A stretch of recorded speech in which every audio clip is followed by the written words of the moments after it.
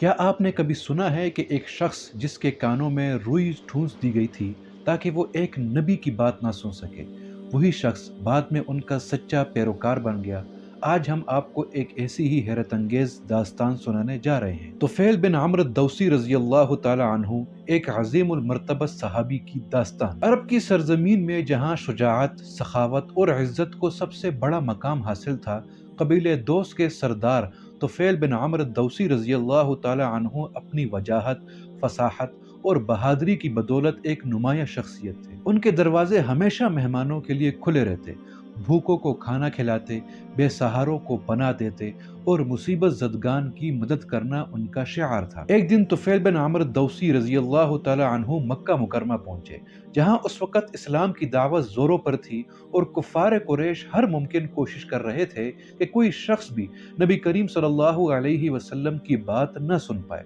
قریش کے سرداروں نے طفیل رضی اللہ تعالی عنہ کو بھی خبردار کیا کہ دیکھو، محمد ایک جادوگر ہے، ان کی باتیں سنو گے تو ان کے سحر میں گرفتار ہو جاؤ گے، بہتر یہی ہے کہ ان سے دور رہو۔ یہ سن کر طفیل رضی اللہ تعالی عنہ کے دل میں خوف پیدا ہوا۔ انہوں نے یہاں تک فیصلہ کر لیا کہ اگر کہیں نبی کریم صلی اللہ علیہ وسلم سے سامنا ہو بھی گیا تو وہ ان کی کوئی بات نہیں سنیں گے، یہاں تک کہ انہوں نے اپنے کانوں میں روئی ٹھونس لی تاکہ ان تک کوئی آواز نہ پہنچ پائے۔ لیکن تقدیر نے کچھ اور ہی طے کر رکھا تھا۔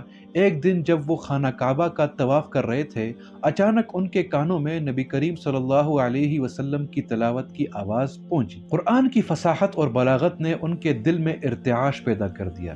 انہوں نے اپنے آپ سے کہا، اے طفیل، تو ایک عقل مند اور باشعور آدمی ہے، اچھے اور برے میں تمیز کر سکتا ہے، پھر تجھے کس بات نے روکا ہے کہ اس شخص کی بات سنے؟ اگر وہ حق پر ہے تو قبول کر لینا، اور اگر غلط ہے تو رد کر دینا۔ یہ سوچتے ہوئے وہ نبی کریم صلی اللہ علیہ وسلم کے پیچھے پیچھے ان کے گھر پہنچ گئے اور اندر جا کر بولے، اے محمد، میں تمہاری قوم کے خوف سے تم سے دور رہا، مگر میں نے تمہاری باتیں سنی تو انہیں سچا پایا، مجھے اپنے دین کے بارے میں ذرا اور بتاؤ۔ نبی کریم صلی اللہ علیہ وسلم نے انہیں سورہ اخلاص اور سورہ فلق سنائی۔ تو طفیل رضی اللہ تعالی عنہ کہتے ہیں، اللہ کی قسم، میں نے اس سے زیادہ بلیغ اور حق پر مبنی بات کبھی نہیں سنی، اور اسی لمحے انہوں نے کلمہ شہادت پڑھ لیا اور اسلام قبول کر لیا۔ تو طفیل رضی اللہ تعالی عنہ کچھ دن مکہ میں رہے، دین سیکھا، اور پھر نبی کریم صلی اللہ علیہ وسلم سے پرمیشن لے کر اپنی قوم کو اسلام کی دعوت دینے واپس چلے گئے۔ روانگی سے پہلے انہوں نے دعا کی درخواست کی۔